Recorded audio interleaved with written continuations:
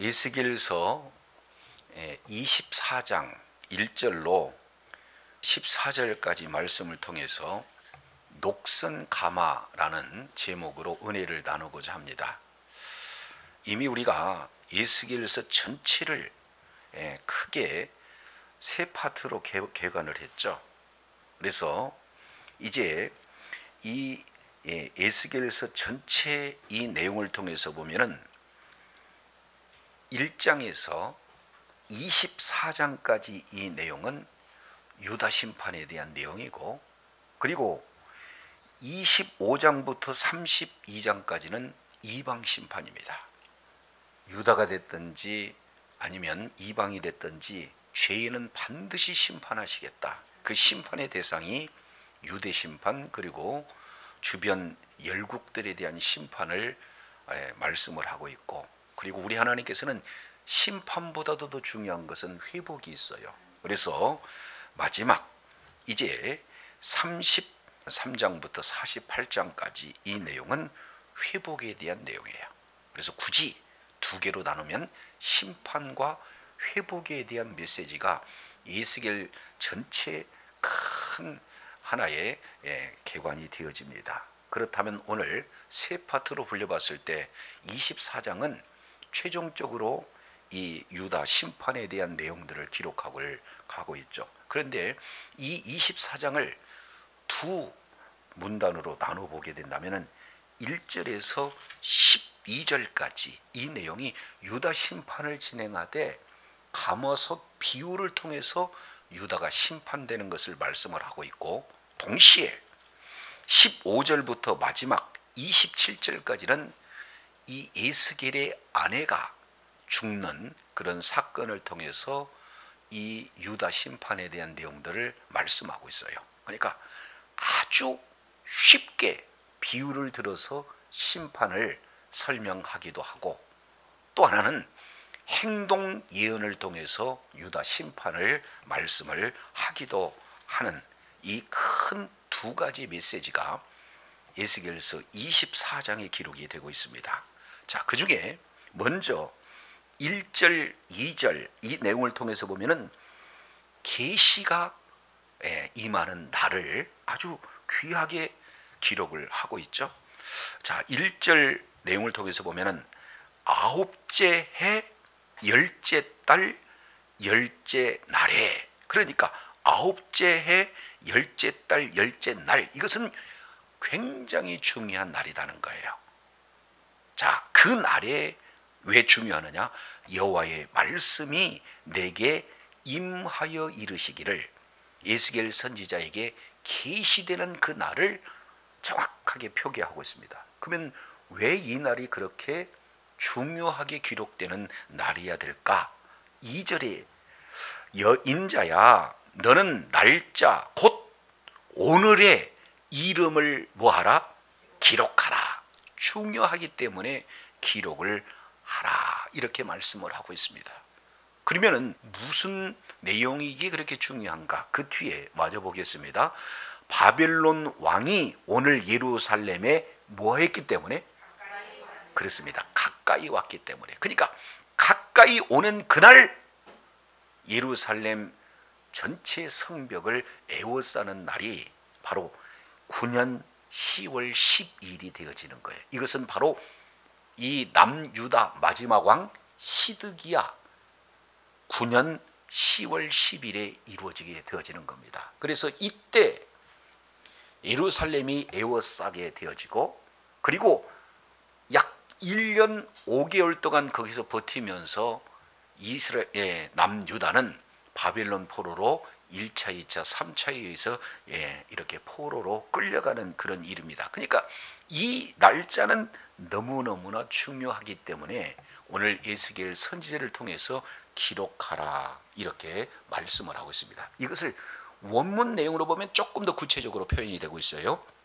자, 너는 날짜 오늘을 뭐 하라는 거예요? 기록하라. 이 기록하라 라고 하는 이 단어는 카타부라고 하는 단어를 쓰는데, 이 카타부는 어떻게 기록하냐면 아주 뾰족한 철필을 통해서 새기는 겁니다. 그러니까 지워지지 않도록, 그리고 누구나 정확하게 바라볼 수 있도록 기록을 해놔라. 그만큼 이 날이 중요하다는 거예요. 그러면서 왜 기록해야 되는가? 바빌론 왕이 오늘 예루살렘에 뭐 했기 때문에? 가까이 왔기. 여기서 가까이 왔다는 것은 제의적인 용어를 이 속에 담겨져 있어요. 그러니 단순하게 거리가 가까이 왔다는 그런 차원이 아니라 여기서 가까이 왔다는 것은 사마크라는 이 단어를 쓰는데, 이게 레위기서에서 하나님 앞에 나갈 때 제물을 가지고 가잖아요. 그러면은 헌제자는 꼭 제물을 드릴 때 제물에게 뭐 하고 있어요? 안수하잖아요. 그래서 이 안수를 통해서 내 죄가 이제는 그 제물에게 전가되기 위해서 안수를 하는데, 이게 안수하다라는 단어가 가까이 왔다라는 단어예요. 이걸 그대로 의미를 적용을 해보면 결국에는 느부갓네살 왕이 지금 뭐 하고 있습니까? 안수하고 있는 거예요. 그러면 안수가 끝나면 바로 제물이 되어 죽임을 당하잖아요. 그러니까 여기에서 너무나 중요한 것을 철필로 기록하고, 그리고 그 철필로 기록하고 있는 것은 이 시간부로 남유다는 바벨론 포로가 되어진다라는 사실을 이렇게 살펴보게 됩니다. 그러면 이 내용이 이제 이 열왕기하 25장 2절부터 4절까지 이 내용을 통해서 본 9년 10월 10일에 에워싸임을 당했다라는 것을 역사가 증명합니다. 또 동일하게 예레미야 선지자가 예레미야 52장 4절 이 내용을 통해서 보면은 동일한 날짜예요. 9년 10월 10일에 예루살렘이 에워싸였다. 이것을 강조하고 있는 그런 내용을. 그래서 이제는 포로 귀환 이후에 이 스가랴 선지자가 포로에서 귀환된 그 이후에 이제는 이 날을 10월 금식 이렇게 표현해요. 그러니까 이스라엘 백성들은 하나님의 임재 장소인 이런 성전, 그 성전을 중심으로 하고 있는 이 예루살렘이 에워싸이는 그 날을 기념하여 계속해서 금식을 선포하고 그런 금식 기도가 이루어지는데 오늘날까지 이루어지는 것을 볼 수 있습니다. 그만큼 오늘 이 날짜를 중하게 여기고 있는 거예요. 왜 그렇습니까?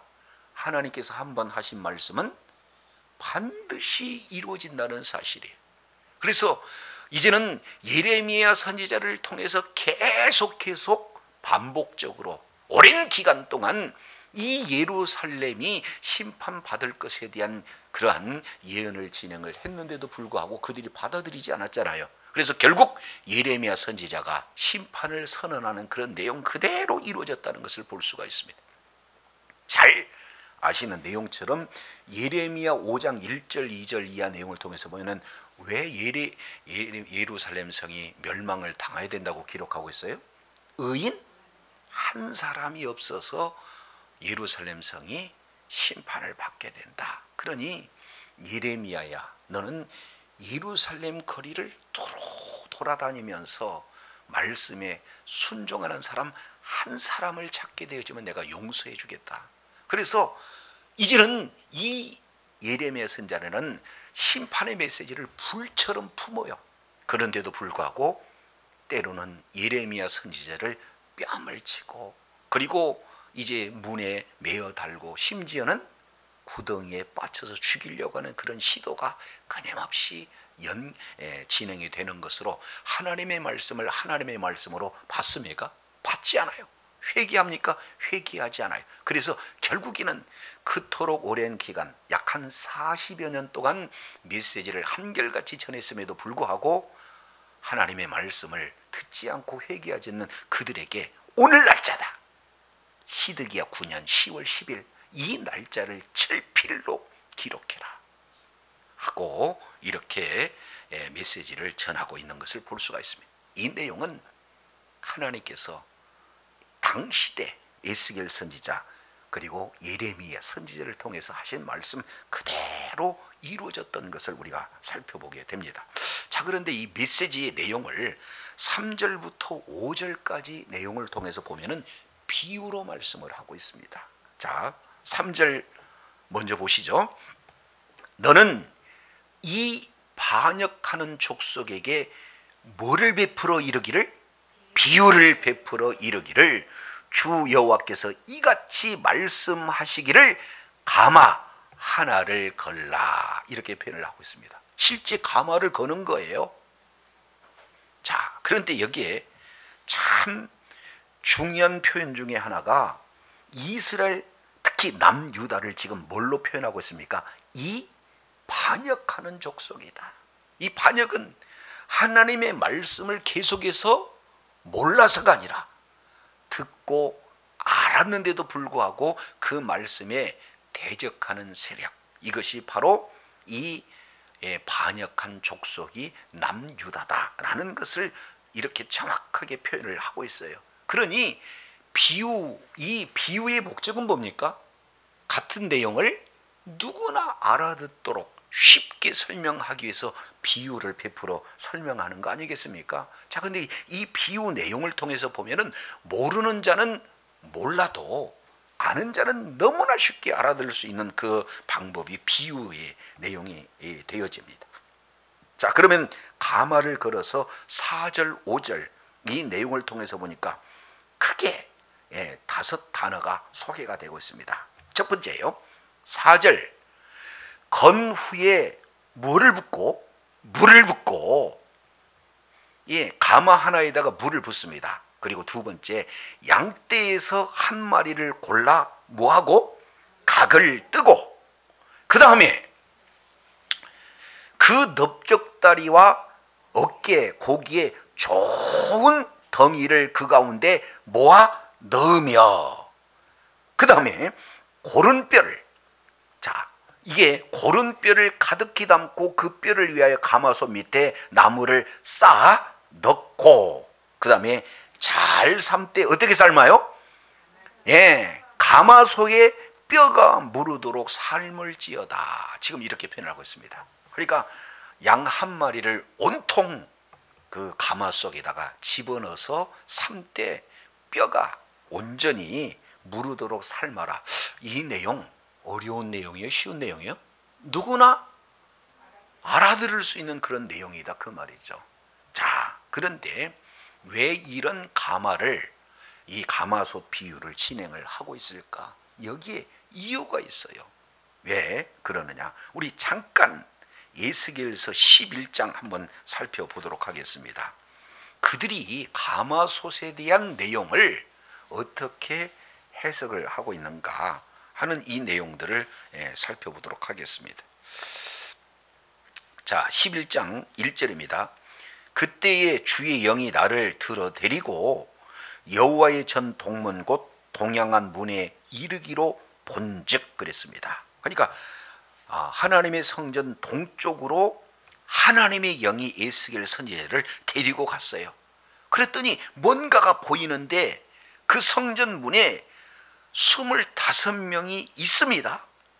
가만히 보니까 그 중에서 아수리 아들 야하샤냐, 그리고 브나야의 아들 부랴다, 이 두 사람이 누구냐? 백성들의 누굽니까? 고관들. 그러니까 누구나 알려져 있는 그런 특별한 인물 두 사람이 25명 가운데 유독 눈에 띄게 되는 거죠. 자, 그런데 2절입니다. 그가 내게 이르되 인자야, 이 사람들은 무엇을 품고? 불의를 품고 이 숭에서 무엇을 베푸는 자다? 악한 꾀를 베푸는 자다. 지금 이렇게 표현을 하고 있습니다. 그러니까 이제 악한 꾀의 그 출발점은 불의예요. 그러니까 자기 욕심을 위해서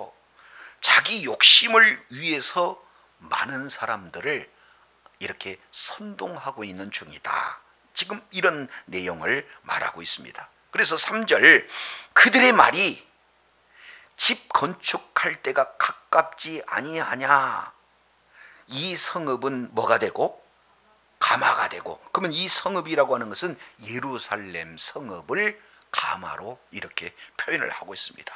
그리고 우리는 뭐가 된다는 것? 고기가 된다는 것. 자, 그럼 한번 생각해 보세요. 큰 가마솥에 물을 넣고 펄펄 끓이게 됩니다. 그 고기 내용을 통해서 보면은 그 펄펄 끓은 가마솥에서 고기를 쉽게 끄집어낼 수가 있습니까? 못 끄집어냅니까? 왜 그래요? 오랫동안 뜨거워졌기 때문에 이걸 함부로 꺼낼 수가 없는 그런 상태예요. 그만큼 이제 이 가마솥 안에 있는 고기는 누구도 건드릴 수 없는 안전한 곳. 그리고 가마솥 안에는 사실상 냄새가 밖으로 이렇게 흘러가지도 않고, 또한 겉으로 보기에 고기가 있는지 눈으로 확인되지 않는 그곳이에요. 그러니 가마솥 안에 이 고기라는 것은 외부에 어떠한 위협 세력이 온다 할지라도 가장 안전한 곳이라고 일컫는 것이 가마솥 안의 고기다라고 그들이 이렇게 표현을 하고 있는 거예요. 자, 이것을 하나님께서는 기억을 하고 계셨다가 에스겔서 24장에 너희들이 그토록 안전하다고 믿고 있는 그 가마솥에 대해서 비유로 설명하마. 그래서 한 마리를 그 가마에다가 집어넣고 펄펄 끓게 돼서 뼈마저 이제 무르도록 삶게 되어지는 이런 어떤 모습을 보게 되어지죠. 자, 그런데 여기에 한 가지 놀라운 사실은 24장 4절 한번 보시죠. 건후에 물을 붓고 양떼에서 한 마리를 어떻게 했어요?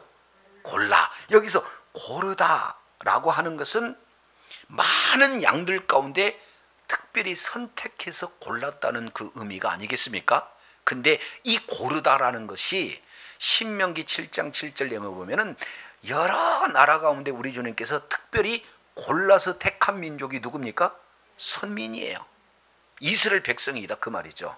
그러니까 여기에 양떼에서 고른 것, 많은 나라에서 고른 민족, 이런 의미가 동일하게 이 속에서 흐르고 있는 것을 보게 되어져요. 자, 그래서 이제는 너희들의 그런 내용처럼 솥 안에 있는 이 양은 바로 남유다 백성들을 잘 이렇게 표현을 하고 있습니다. 그들을 솥에다 지금 뭐 한다는 거예요? 삶는다 하는 그 비유를 들어서 지금 설명을 하고 있습니다. 그러면 이 비유 속에 들어져 있는 메시지가 도대체 무엇일까? 이것을 이제 설명을 하고 있는 거예요. 그래서 6절부터 10절까지 이 내용은 예루살렘을 심판하는 비유적인 내용이다라는 것을 지금 볼 수가 있습니다. 6절 보시죠. 그러므로 주 여호와께서 이같이 말씀하셨느니라. 피를 흘린 성읍 예루살렘이죠. 그 피를 흘린 성읍이 곧 뭐다? 가마가 아니고 녹슨 가마다. 피를 흘린 성읍이나 녹슨 가마나 똑같다. 그러면서 그 뒤에 다시 한번 설명하고 있어요. 곧 그 속에 녹을 뭐하지 않는 가마? 네, 녹을 계속해서 이렇게 없애려고 해도 없애지지 않는 가마. 그 녹을 벗기고자 해도 벗겨지지 않는 가마. 이것이 녹슨 가마다. 지금 이런 내용들을 말씀을 하고 있습니다. 자, 그러면 여기에서 녹은 뭐가 되는 겁니까? 녹은 한마디로 이스라엘이 이렇게 지은 죄를 녹이다 이렇게 표현하고 있습니다. 크게 두 가지로 우리가 살펴봤어요. 하나님과의 관계에서의 녹, 하나님과의 관계에서 죄는 무엇입니까? 우상 숭배의 죄를 얘기하는 거고, 그리고 이제 사람들과의 관계는 뭐가 되는 겁니까? 자기 욕심을 위해서 피 흘리게 하는 것, 이것이 바로 녹에 대한 부분이에요. 가마는 이미 설명이 되어졌죠. 그 가마는 예루살렘 성을 가마다 이렇게 표현을 하고 있습니다. 따라서 이 녹슨 가마는 철저하게 죄로 오염된 예루살렘 성을 녹슨 가마, 지금 이렇게 표현을 하고 있습니다. 그런 녹슨 가마에 대해서 화 있을진저, 이것은 저주의 의미가 담겨져 있어요. 그러면서 제비를 뽑을 것도 없이 그 덩이를 하나하나 뭐 한다? 이게 무슨 얘기입니까? 자, 제비를 뽑는다. 그러면은 이제 한 나라와 또 다른 한 나라가 전쟁을 해서 한 나라는 승리하게 되면은 이렇게 진 나라 중에 제비를 뽑아요.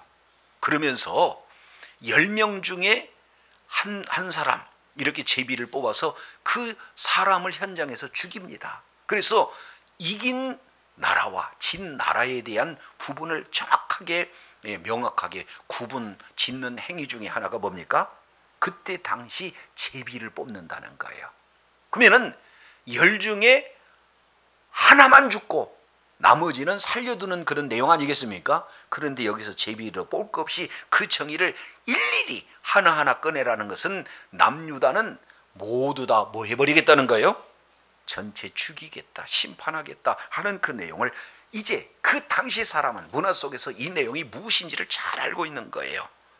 자, 7절입니다. 그 피가 그 가운데 있으며 피를 땅에 쏟아 티끌이 덮이게 하지 않고 맨 바위 위에 두었다. 내가 그 피를 맨 바위 위에 두고 덮지 아니하게 함은 그 분노를 보응하기 위해서 그렇다. 그러니까 피를 반석 위에 두게 되는 그 이유를 이렇게 설명을 하고 있습니다. 왜 그러냐? 그러므로 9절 주 여호와께서 이같이 말씀하셨느니라. 화 있을진저 피를 흘린 성읍이여 내가 또 나무 무더기를 크게 하리라. 지금 이렇게 표현을 하고 있습니다. 이제 하나님의 진노가 크게 달하고 있고, 그리고 그 진노를 어떻게 표출을 하고 있는가? 나무 무더기를 크게 하여서 10절 그 나무를 많이 쌓고 불을 피워 그 고기를 삶아 녹이고 국물을 졸이고 그 뼈를 때우고 가마가 빈 후에는 숯불 위에 놓아 뜨겁게 하여 그 가마의 놋을 달구어서 그 속에 더러운 것을 녹게 하며 녹이 뭐하게 하리라? 여기서 중요한 내용. 자, 11절 매우 중요한 내용이죠. 그래서 11절부터 13절까지 이 내용은 왜 심판을 받을 수밖에 없는가? 그 이유와 목적. 그리고 더 나아가서 이제는 그 심판의 기간을 정확하게 표현을 하고 있습니다. 자, 11절 다시 한번 보시죠. 가마가 빈 후에는 숯불 위에 놓아 뜨겁게 하고 그 가마에 놋을 달구어서 그 속에 더러운 것을 뭐하게 한다는 거예요? 예, 계속해서 가마를 달구는 것은 가마의 그 녹을 녹게 하기 위한 목적이다. 그래서 그 녹을 뭐하게 하리라? 소멸되게 하리라. 이것이 하나님의 목적입니다. 자, 그런데 12절 보세요. 그 가마 속에 녹이 소멸이 되는가? 이 성읍이 수고함으로, 예루살렘 성이에요, 스스로 피곤하나 많은 녹이 그 속에서 뭐하지 않는다? 벗겨지지 않는다. 벗기려고 계속 불을 불은 심판 아니겠습니까? 심판의 심판을 계속 하는데도 불구하고 그 녹이 벗겨지지 않아요. 불에서도 없어지지 아니한다. 지금 이렇게 표현을 하고 있습니다. 자, 이 내용을 우리 속에 한번 적용을 해보도록 하겠습니다.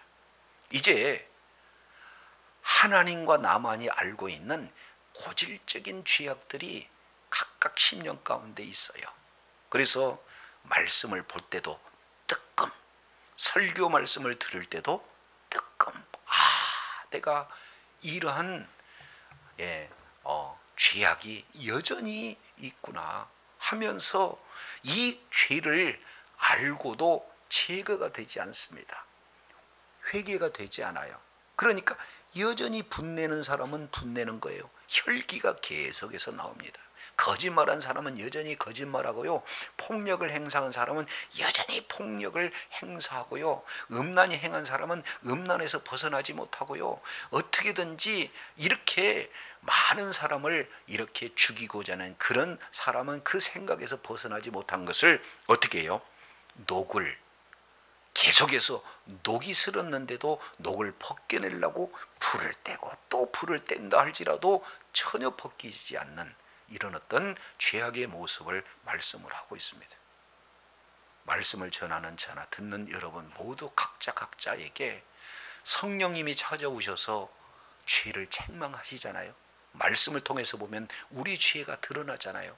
그랬을 때 그 죄를 우리 하나님 앞에 내어놓고 진정으로 회개할 때 우리 하나님의 놀라운 은혜가 죄의 이제 사함을 받게 되고 죄에서 벗어나는 그런 내용 아니겠습니까? 그런데 알기는 아는데 벗겨지지 않는 그런 이스라엘의 모습을 적나라하게 지금 표현을 하고 있는 것을 보게 되어집니다. 자, 그래서 그러면은 이 심판은 언제까지 이렇게 이루어지는가?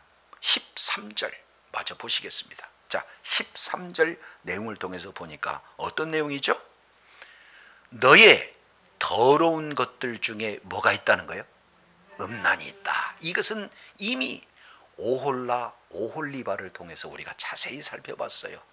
북이스라엘이 이제 애국과 음란 그리고 아수르와 음란 그 음행으로 말미암아 이 아수르에 의해서 이제 완전히 심판을 받게 되잖아요. 그것을 남유다가 그대로 보고 있어요. 그런데도 불구하고 그 형 오홀라보다도 더 이 죄가 중하여서 이제는 아수르도 그리고 바벨론도 사랑하게 되고 또 다시 원래 사랑했던 애국과도 이렇게 음행을 진행함으로 말미암아 그가 사랑했던 이 바벨론에 의해서 철저하게 심판받는 그런 어떤 모습들을 우리가 살펴보게 되지 않습니까? 자, 그 중에서 가장 핵심적인 죄각이 뭐였어요? 음란이었어요. 음행이었습니다.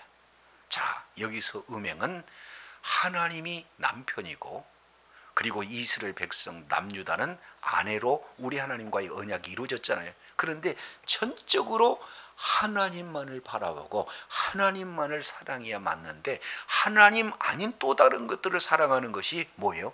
음행이에요. 그러니 돈이 하나의 사랑의 대상이 되고 명예가 사랑이 대상이 되고 성공이 하나님의 사랑이 되고 심지어는 하나님보다 자녀를 더 사랑하고 하나님보다도 아내를 더 사랑하고 하나님보다도 남편을 더 사랑하는 이 자체를 우리 주님은 뭘로 보는 거예요?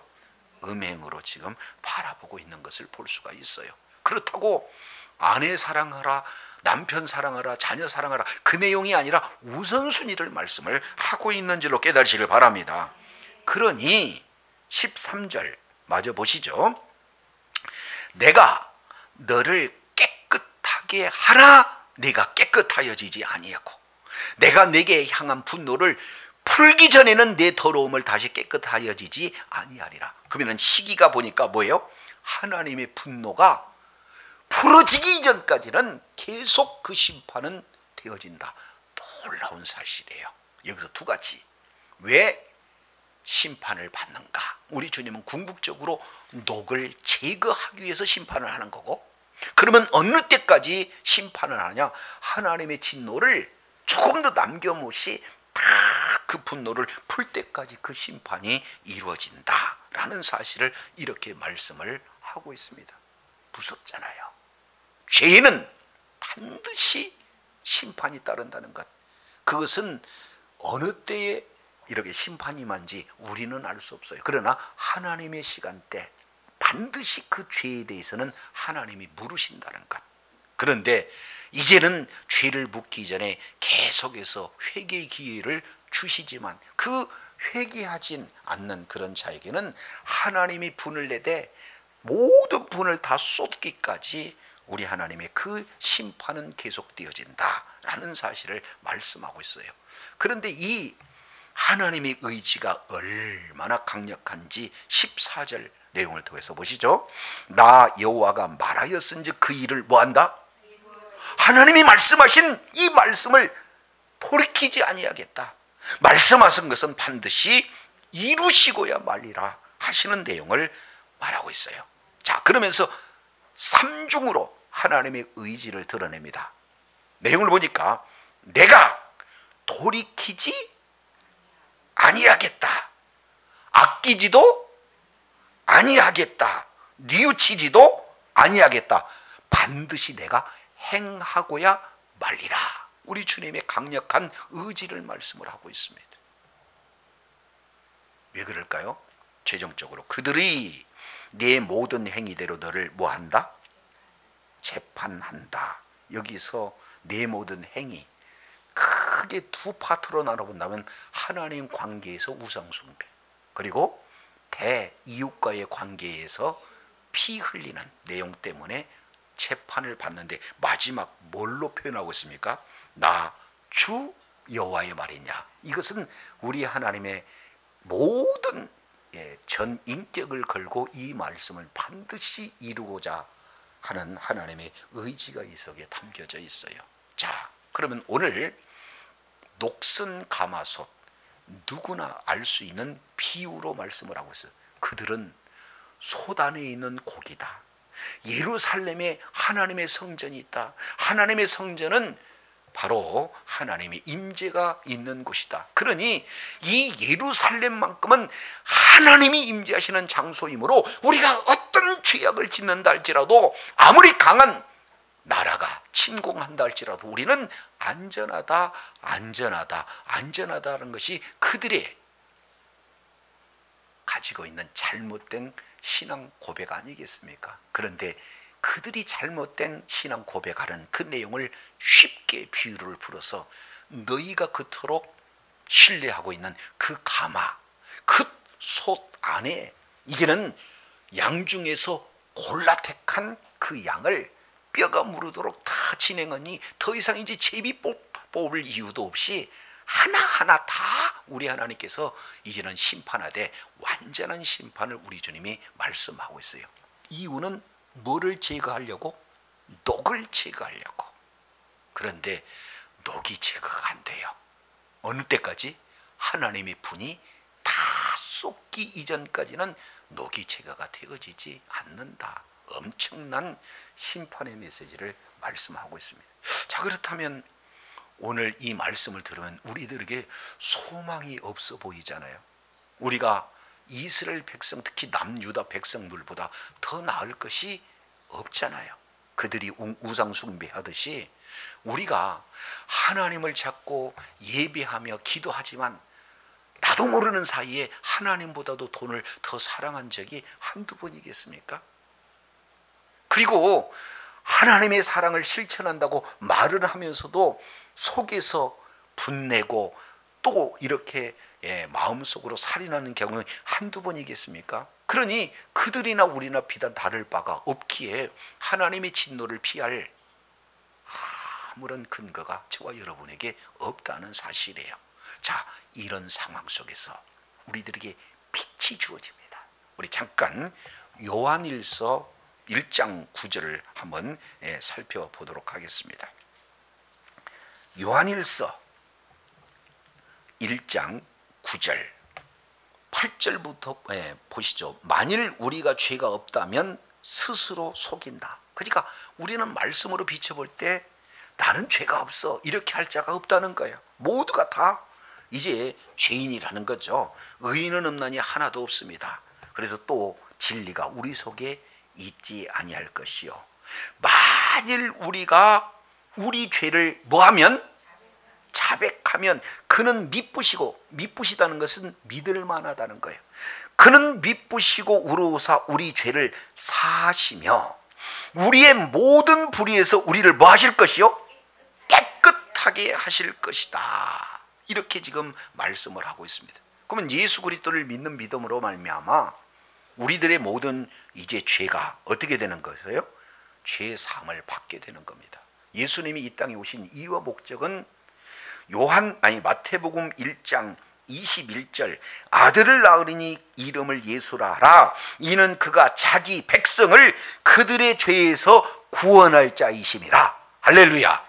예수 이름이 뭐예요? 죄에서 구원할 자입니다. 그러니 예수님이 이 땅에 오신 이유와 목적은 자기 백성을 그들의 죄에서 구원하기 위해서 오셨고, 구원하시기 위해서 친히 예수님이 제물이 되어서 십자가에서 피 흘려 죽으심으로 말미암아 우리들의 모든 죄를 사해 주신 분이 바로 우리 주님이신 줄로 믿습니다. 그래서 우리가 진실로 회개라고 하는 것은 이제는 모든 생각과 모든 마음과 모든 전 인격이 이제는 예수 믿지 않는 그런 상황에서 예수를 믿기는 것으로 완전 180도 우리의 삶의 방향이 바뀌어지는 자가 된 줄로 믿습니다. 내가 예수와 함께 십자가에서 죽고 예수님과 이제 죽으실 뿐만 아니라 부활의 생명으로 거듭 태어나서 영원한 생명을 우리 하나님이 허락하여 주셨다는 확실한 믿는 믿음을 가질 때 오늘 우리는 하나님 앞에 내가 죄인입니다 하고 자백하고, 그리고 예수 그리스도를 믿는 믿음으로 말미암아 우리 주님께서 죄를 사해 주시고 우리의 모든 불의에서 깨끗게 하실 분이 바로 우리 주님이신 줄로 믿습니다. 그러니 이제는 녹슨 가마에서 모든 우리들의 죄와 불법을 우리 주님이 다 깨끗게 해주셨다는 사실을 기억하시기 바랍니다. 그러면 이제 더 이상 우리는 예수 믿어서 끝입니까? 땡입니까? 죄사함을 받았으니까, 이단들처럼 한번 죄사함을 받았으니까 이제 제재도 되는 겁니까? 아니에요. 자, 이렇게 표현을 하고 있습니다. 2장 1절, 나의 자녀들아 내가 이것을 너에게 쓰면 너희로 죄를 뭐하지 않게 하려 함이라? 범하지 않게 하려 함이라. 만일 누가 죄를 범하였으면 아버지 앞에서 우리에게 대언자가 있으니 의로우신 예수 곧 그리스도시라. 그는 우리의 죄를 위한 화목제물이니 우리만 위할 뿐만 아니라 온 세상의 죄를 위하심이라. 지금 이렇게 말씀을 하고 있는 거예요. 그렇다면 내가 지은 죄면 또 역시 예수님이 십자가에서 못 박아 죽어야 할 그런 어떤 죄이기 때문에 이제는 내가 더 이상 이렇게 십자가에 못 박는 그런 죄 가운데 거하지 않고 철저하게 우리는 이미 죄를 용서함 받았지만 또 지은 죄에 대해서 계속 뭐예요? 회개하고 죄에서 돌이키고 적극적으로는 하나님을 향하여 가까이 하고 더 하나님의 말씀에 순종할 때 하나님의 놀라운 은혜가 저와 여러분에게 적용되어진 줄로 믿습니다. 자, 오늘 녹슨 가마와 같은 이제 죄악으로 가득 찬 예루살렘의 모습이 사실 따지고 보면은 저와 여러분의 모습이고, 이러한 녹슨 가마의 이 죄악 때문에 우리 주님에는 이 가마도 못 쓰게 되고 그 속에 있는 고기도 못 쓰게 되는, 결국에는 심판받을 수밖에 없는 그런 존재, 이런 어떤 이 존재를 이제는 우리 주님의 분노, 우리 주님의 진노가 닿을 때까지 이 녹은 벗겨지지 않는 죄악이다. 알게 모르게 저와 여러분 속에 오늘 또 선포되는 그 메시지 속에서도 벗겨지지 않는 이런 죄 문제, 이 죄 문제를 위해서 예수님이 십자가에서 저와 여러분을 위해서 계속적인 죽음으로 우리들의 모든 죄를 사해 주신 줄로 믿습니다.